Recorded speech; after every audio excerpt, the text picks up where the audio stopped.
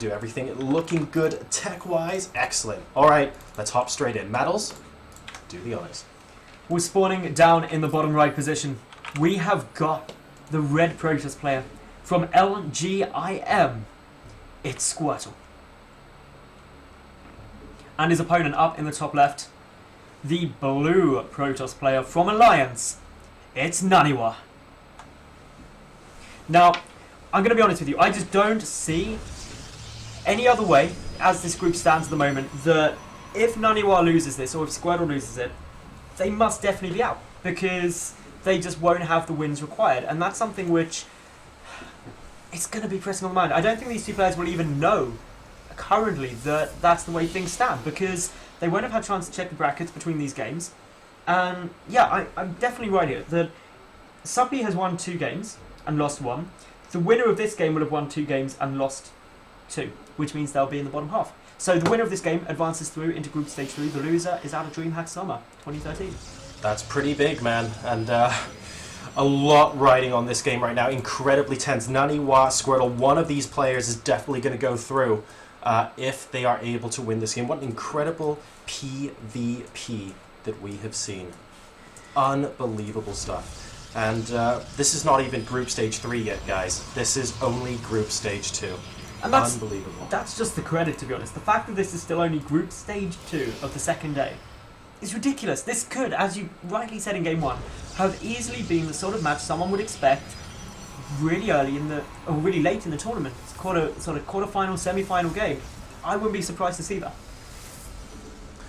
And a lot of people are tuning in to watch this match right now. This is extremely important. Massive shout out as well to Northern Ireland StarCraft, who are hanging around this afternoon to check this specific PvP. So I hope you guys are enjoying yourselves wherever you happen to be. Builds entirely identical so far, of course, at the moment from these players. We'll wait and see where there are any sort of deviations. Slightly faster gas from Squirtle, but nothing to write home on a postcard about just yet. We have got the second gateway coming down for him now. Now, second gateway on its way. That's going to allow him to put on a little bit more pressure. Naniwa, he's got the 2 gases up though. He probably just going to get to that mothership core. He's getting that sentry down. A very similar build to what we've seen in the previous games from him.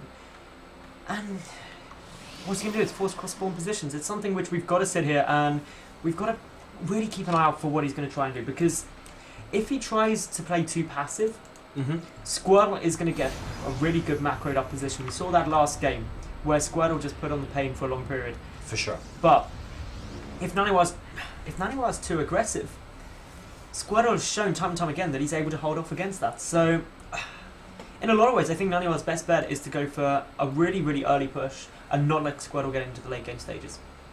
Oh, it's really difficult to call options like that when you're in this. I guess the only person who would really know that for sure right now is Naniwa. He's sending a probe now out to scout. He's going to be able to spot that Squirtle is not, in fact, in the top right position, and his mothership core is actually going, he's just going to be chilling out in the corner of his base at the moment. It looks like Naniwa wants to take a bit more of a defensive posture with this mothership core, which is completely fine. And look at this, maybe an early push is on the cards here, Maddles, because we have the Twilight Council coming down for Naniwa. This is very similar to his Game 1 build, so far anyway. The only difference being that he's got his natural down slightly sooner. All the mothership core spotted there. Gonna try and stop this. At the same time though, we do have one Stalker just attacking this natural. This is good information for Squirtle, because Naniwa is yet to scout out his opponent, doesn't know what Squirtle is going for. And that's always problematic, because you want to be preparing for the 2 sentries sitting at the ramp, diligently ready to force field should anything unexpected come up. But Squirtle, he's going for his Twilight Council too. Very similar builds from these 2 players.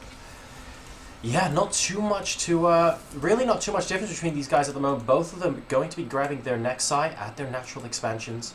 We've got the sentries at the top of the round from Naniwa trying to deny any sort of scouting, and the mothership core was successfully repelled. So, going up to 3 gateways now. That Twilight Council is feverishly researching Blink with the help of that Chrono Boost. And it remains to be seen what Squirtle's going to be doing with his. Now, Dark Shrine coming down from Naniwa. He had some success with the Dark Shrine in Game 1. But, oh no, sorry. No, it is from Naniwa. It is from Naniwa. So, it is from Naniwa. Has he cancelled Blink? Yes, he has. So he cancelled Blink and went Dark Shrine as that probe scouted out the Twilight Council from Squirtle. I think that's very important to know. He's also getting up the robotics facility behind that too, so he's just ready in case there is going to be a Dark Shrine from his opponent too. But look at this, this hallucinated Phoenix could be the hero for the LGIM player. Will he be able to see that? The double Stargate coming down too, but if it goes only Phoenix, there won't be an Oracle. You need an Oracle for that detection. Boom. Dark Shrine there. Hi, says Squirtle, and now Squirtle will get detection. Mind games all over the place. Blink getting cancelled, Dark Shrine getting put up as soon as that Twilight Council was scouted by Naniwa. And the response is going to be double Stargate from Squirtle and double Stargate from Squirtle coming out to try and counter this. But now that Dark Shrine has been scouted, let's see what Naniwa opts to go for. He is going to be getting the Forge. He's not cancelling the Dark Shrine as it currently stands. He's just going to be getting out an Observer and seeing what his options are. I mean, it's always useful to keep the Dark Shrine even if you're not using it immediately. Archons, very, very useful. And also, sort of later on in the game, like we saw on the game early on Star Station, you never know when DTs might just sneakily come in useful. yeah, and that's the thing, they can be so powerful later on in the game too. Wow. Seeing Phantoms here is Squirtle by the looks of things. He's going to be force fielding out long before the DTs actually get to the wall there. Interesting. Now that's because there isn't the Observer out. The Observer is coming for Squirtle, so he just wants to be cautious. Oops. But yeah, DTs have now managed to make their way in. It's like, hey, I'm a DT, but Oracle there, gonna start with the detection. One DT goes down, like 2 workers killed. That was it. So 2 DTs for 2 workers. Not a good trade. Not the best trade, but Squirtle, by the way, did cancel one of the Stargates after scouting that and went immediately into Oracle production. So these guys really twisting and turning, ebbing and flowing their builds to adapt to what they scout from the other player. And this, if I had to describe this game in one word, it would be fluid so far. We've been seeing the players chopping and changing, adapting to what they see out on the map. Very, very high level of energy here. Exactly what we want to see from a map of this magnitude. And if we do get into later stages, we saw in the last game as well, that these two are very capable of going into 40+ minute long games of PvP, which is something not often seen. Photon Overcharge being used here to pick off that Oracle, but it's going to be able to escape. Got a couple of kills, I believe it was just the one. Just the one. But still, 1 kill is better than no kills. 1 kill is better than no kills. He's out of energy at the moment, so it will take a little bit of time before that Oracle can continue to harass. So let's take a little bit of stock of where we're at now, guys. As far as the worker count is concerned, it's 53 to 52 in favor of Naniwa. No massive difference there. Squirtle, though, does have a marginally larger army supply. He's got the Oracle, and he does have an extra sentry. Naniwa, though, with a slight advantage in the number of stalkers, but again, nothing to really go on a shouting spree about. Ooh, supply block there after that forward pylon goes down. That's actually, it might seem really minor, but there's a good couple of seconds until Naniwa will get comfortably back into supply, but he's not going in for big warp-ins at the moment. He's investing a lot into tech, so there's additional pylons finishing up, and now he's in a good spot. He's also getting his third is up and running for Naniwa. It's already down. The Squirtle is behind there, but that also means that Naniwa took a bit of a risk. He's getting into the later stages. He's got some High Templar warping in, but Squirtle, he's starting up those Colossi sooner and now getting his second robotics facility. Remember, in the first game, Squirtle got a really large Colossi lead early on, but Naniwa managed to catch up. He did indeed. I mean, there were quite a few very, very tense engagements in game number 1. There were periods where Squirtle had something like 9 Colossi against 5, and everyone was watching, really dreading that Naniwa wasn't going to be able to take that on. But he just was able to stave it off, constantly cutting it back, waiting until he got the perfect chance to see if he can't level the playing field. And those Archons really did it for him, allowed him to get on even a footing later on in the game. Now Naniwa is making his way across the map. He is getting ready to put on a little bit of pressure, but Squirtle with the Observer. We'll see this, and this little splinter group of the army getting out of position. Nice use of Time Warp there, if he can get that Archon, but it just manages to get away. If that Archon had gone down, that would have actually been a very nice Time Warp. But look at this, Oracle getting ready to go back into the natural base, and Naniwa has nothing back here to defend. No, a couple more probes going down. There are not too many. Great reaction times from Naniwa, actually, meaning only a single probe goes down so far. A second one as well, and the Oracle is going to be able to get out, but we have got a massive engagement going on at the third base location. Time Warp going down on the random Mothership Core, getting picked off by Naniwa, so he has a full energy Mothership Core, and Squirtle does not have one at the moment. Very useful for potential Time Warp plus that recall home if necessary. We can actually see it's sort of just going to be scouting to see if the army comes back from this location here. That's a good engagement for Naniwa. Naniwa really going to be happy with that. As long as he doesn't really get any counterattack, he's really putting the pressure on Squirtle at the moment. Squirtle 8 supply ahead for the time being. Naniwa also starting to get out a couple more Immortals, just ready to deal with those Colossi, having seen them there. He's getting charged down, so though is Squirtle. these third bases are really critical. If Naniwa can really put some pressure on that, it could be a problem. But look at this, he's pulling all of Squirtle's army down while sending a splinter group of units up towards the natural. If he runs in there while Squirtle is out of position, he could have a lot of fun. But Squirtle, he's now repositioning. He's got to sit in the middle. He can't risk overcommitting to either base.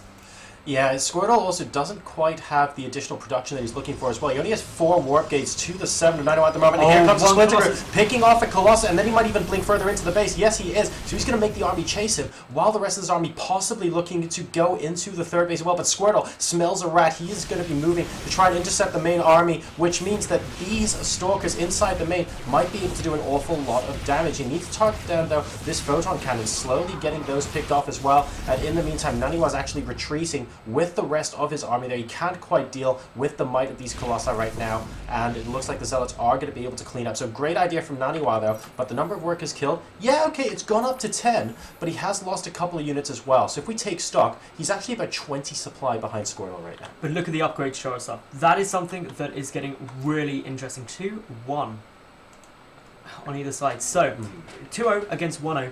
That is an advantage that Naniwa is really going to want to be able to capitalize on. He's also got +3 already started, but Squirtle will level it out 2-0 both sides shortly.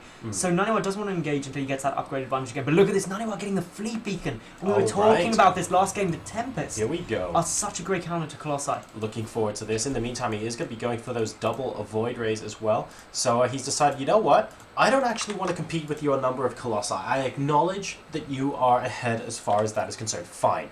What I am going to do is try and grab something else that absolutely annihilates it. And hey, if you can get away with doing that, why the heck not? That's a great idea. So we'll see if he can pull it off though. Squirtle, he might be going for a timing before potential Tempest can get out on the field though, and that's got to be Naniwa's worry right now.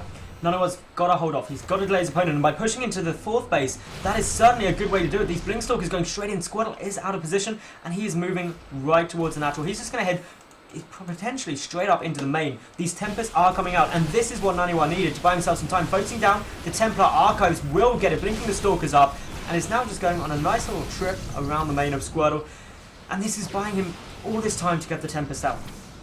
He needs as much time as he can get. Great blink inside as well, minimizing the surface area from these Zealots. Yes, these Stalkers have their days numbered just a little bit there. He's going to be able to pick off the Photon Cannon in the middle line as well. And once he does that, he might even be able to pick off more and more probes. The Zealots will eventually catch up with them, if not micro it correctly. Oh, and it looks like the 3rd base is also under attack simultaneously. Is the Nexus going to go down? Zealots being sent in, and it just goes down literally a second, ladies and gentlemen, before the Zealots manage to get taken out. So all of a sudden, a completely maxed out supply Squirtle is getting very angry at Naniwa for killing off that Nexus. Still, a Stalker inside the main base. Squirtle not having the nicest time here. Has Naniwa bought enough time for these Tempests so that the counterattack will get thwarted? Well, the counterattack has to come. Squirtle is pretty much, well, not completely all in, because he does have that 4th coming down, but he's got to go and kill Naniwa, because Naniwa is getting those Tempests out. He done a huge amount of economic damage, and now with those Tempests on their way, they could really help, but it is going to come down to the next engagement. It's going to be Naniwa's positioning as well. He needs to make sure those Tempests stay alive. He's got 4 down at the moment. Does he have an observer out here? That would actually help so much right now if he had that map vision. He doesn't, but that could be very useful. And I think Squirtle has spotted with these Zealots that a couple of Tempests are attacking him, and that's him thinking, well, hang on a second, I need to be very, very careful. A Dark Templar might actually end up picking up this Nexus. Do we have... We need an observer or an Oracle. I don't think one's here. No. He's completely surrounded the Nexus, and he's trying to kill off his own. Oh, that was so smart. Yep. Very, very well. Oh wait, hang on. No, I thought he killed off his own unit there, but the observer got there just in time. This Nexus at 150 hit points. Very, very close. And no, yes, Squirtle has the 4th base up, guys, but it's not currently mining, and he is going for this push. And we've also got a little probe coming down here. Naniwa going to put another proxy pylon, and we said about this early game that DTs aren't just useful at the rush. You can get much more use out of them later stages in the game as well. And this is where things get pretty scary for Squirtle, because Naniwa maxed out. He's got a good number of Tempests on the field. He's got a scary looking army. He's got 5 Tempests up against 5 Colossi.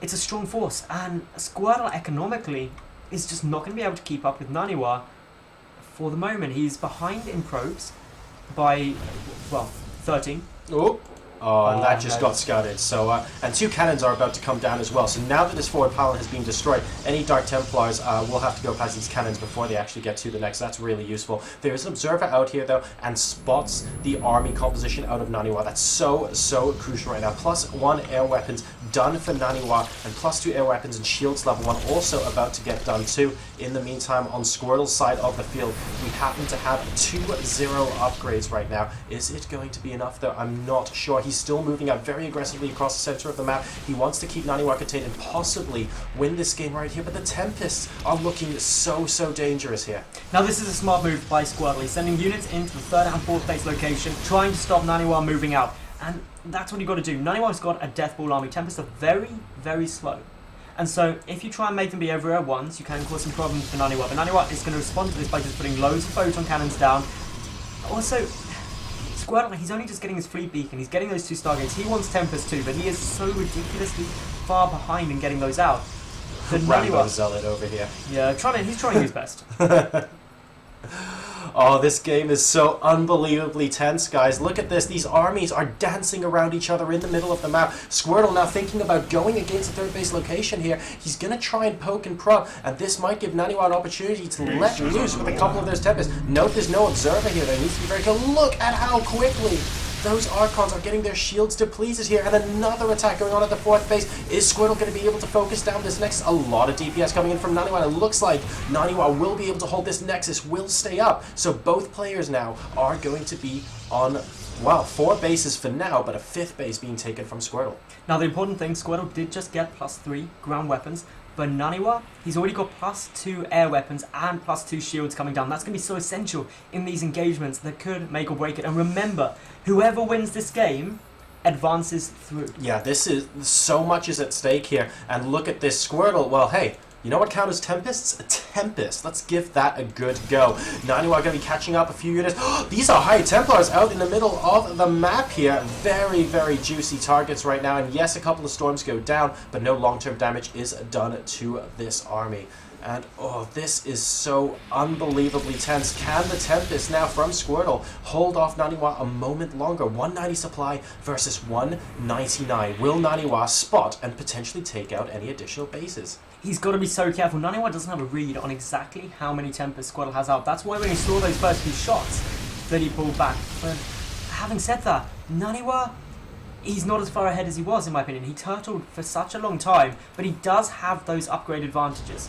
Getting +2 air weapons, +2 shields is going to help in the engagements. Oh, and these Zealots are not going to have a good time. Naniwa freeing up a little bit of supply. Holy crap. How quickly did they melt, like a hot knife through butter, so to speak. And it looks like this Nexus is going to get picked off at the 4th base location. Are we going to see a recall from Naniwa? Well, certainly no recall to this Nexus because it is bloody dead. But Naniwa, his army is now looking like it's being backed into a corner at the south side of the map, and boom, see that? It's not there anymore. That's because a mass recall was indeed used, not to there, of course, to over here. And oh, another attack coming in as well. Naniwa is doing a great job here. He might be able to get this Nexus so close. 150 supply 150 hit points, and it survives with 8 shields, ladies and gentlemen. So Naniwa trying to pick off 2 Nexi at the same time. Can you imagine if he had done that? That would have genuinely forced Squirtle into an absolutely huge all-out engagement. Right now, though, I'm not sure he's 100% committing to make or break with this push. There's a problem though, What's that? Naniwa is unaware of the base on the right. That so is- Squirtle is still on 4 bases. He's on equal bases as Naniwa. And that means that Naniwa, he's turtling up because he thinks he's got a base advantage, and if he holds this, he's won. But he doesn't know that there's that additional base there. But Squirtle, nonetheless, is going to start trying to move forward. Naniwa is down by 7 supply, which may be tiny. 9 Tempest on 9 Tempest. Upgrades, how are they looking? I believe it's 3-0. 3-0 versus 3 with +2 shields and +3 air weapons. That's a big air weapons advantage for Naniwa Naniwa. has a fantastic advantage when it comes to that air. Will he be able to use it though? And Tempest on Tempest action. Very odd here, but also they kill each other very quickly indeed. We're having a little bit of lag in the game as well. Oh no, this is a very crucial moment. The players have to keep their calm. I believe that's our Russian commentator here. He's not going to be very happy with lacking out at potentially this moment of the game. A little bit of a shame, but the players are able to continue. That person has left, and like you say, the 5th base is now down and mining for Squirtle. So can Naniwa win this engagement? He has got to be so careful. If he oversteps, overcommits, gets in a bad position, it'll be such problems for him. But both of their supplies within one of each other. This right-hand base, just as the left-hand base in Belshir was the saving grace for Squirtle, this one is what's keeping it in there. Naniwa thinks he's so far ahead economically. Yes, he's got a bit more bank. Yes, he's got the better upgrades. But the longer this game goes on, the closer it gets. Naniwa needs another base. This is the only base with a decent amount of minerals still left. And we actually have 3 bases with a decent amount of minerals still left for Squirtle. He is remaking this base now as well, so going back up to that 5. And if this base goes up without a reply from Naniwa, Squirtle might be able to get a long-term advantage here. It's so difficult to say because things can swing so quickly in a mirror matchup. Right now, Naniwa's just waiting it out, but he needs to wait it out and get a base. And oh, I'm so happy to see that he's planning to do that here. Once he takes out this pylon, he will be able to put down this nexus here as well. But oh, we have a single zealot. Yeah, that's going to take a little while, I'm afraid. And the entire army coming to try and deal with this single stalker, and unable to do so because he manages to blink away. That is the most scared stalker in the universe right now. Now, just take a look at the worker count for me for a second, JoRoSaR. Righty-ho. Okay. Naniwa has 20 more workers. That's 20 less supply. He's got an all big gator in the center. Look at the Tempest. They're going to try and allow the retreat for Naniwa. Good shots going off. This is so tense. Oh, this is ridiculous. And very, very nice, by the way. Hallucinated Colossus gets picked off there. Squirtle hallucinating massive units so that these Tempests might be drawn towards attacking it right now. And it looks like, yes, this one little lone stalker is going to prevent Naniwa from expanding up here. But the Zealot knows about this additional bases. Naniwa going to try and push forward and deny this. The upgrades are still looking fantastic for Naniwa. Look at that. +3 Protoss shields and +3 air weapons are out for him as well. Really, really good stuff. But he needs to find a way to break this stalemate as far as the units sort of hang around. Naniwa needs to find the right base. Yes. If he finds that base, or ideally if he found it about 10 minutes ago, he would have won. This is like deal or no deal. It is. He needs to find the right box. Can he do it? And oh, these Immortals are going, nope, nope, nope, nope, nope, nope. Don't want to mess with that. They are very good at absorbing these hits from these high damage dealing units, but aside from that, they're not able to get too much damage done right now. And Naniwa, oh, he needs to spot this base right here, and it's just so difficult right now. Look at this. This probe once again going to expand, and we're going to have Hero Squirtle Stalker here say absolutely no. So look at Squirtle, okay? He has got vision of all the possible expansion locations that Naniwa could go to. Naniwa, for the last 15 minutes, hasn't had vision of the expansion location that Squirtle went to. But he is going to start moving in. He's in a relatively nice position here. The Tempest control is going to be essential. Here we go. The Tempests are starting to fall, and that is what really matters. +3. He's going for it. Squirtle's going for it. The entire army. This is going to come down to a lot. Tempest versus Tempest. So many massive units out on the field right now. The number of Tempests out are ridiculous. And it looks like Naniwa is going to be pushed back. His supply is plummeting faster than Squirtle's. He's at 167 to 179, but he's remaxing so quickly. Both sides have got it back. It's 156 to 179 now. And Naniwa, he can't mass recall home right now. He has to turn and face. But now this time, it's Squirtle that moves back. And his Mothership Core gets sniped off. But in the same time, a Nexus gets sniped off by these Immortals and Zealots that were popping in from Squirtle. Naniwa looking like he might be losing his grip on this game. He has got to move in now. He's lost that 4th base. He knows he doesn't have the economy. He's going to try and go for it. But things are looking really close. Naniwa down to under 100 supply. I don't think he's going to be able to make this. But remember, a lot of the supply is tied up at the other side of the map for Squirtle. And the Tempest count is just so high for Naniwa. 6 Tempests versus 0 now. And if he takes out these Archons, these Tempests might be able to rule the roost at least for a little while. Can he take apart, though, the Colossi before these Stalkers jump in and pick them apart? It doesn't look like it. They're engaging Stalkers. Not the best thing here. And now Squirtle is moving forward. He is down to 44 supply, and lgim.squirtle advances to the 3rd group stage.